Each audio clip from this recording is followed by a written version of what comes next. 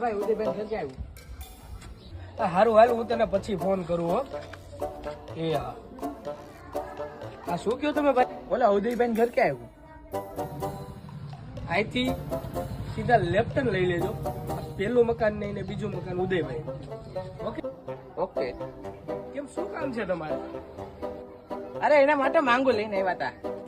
તમને એક વાત કહું, જો તમે મને સારા લાગો છો એટલા માટે હું તમને વાત કહું છું. બોલો ને. ઉદયભાઈ રહ્યો ને ઉદયભાઈ, આ તો કોઈને વાત ન કરાય, આખા ગામને ખબર છે.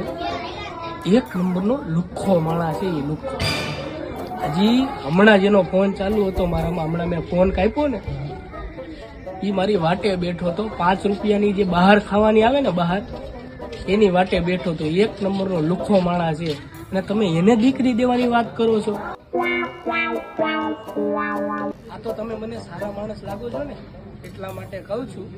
બાકી તો પછી તમારે દીકરી દેવી હોય તો દ્યો, નકર તો પછી ભૂખમાં જાય છે દીકરી. તો પછી તમારી ઈચ્છા.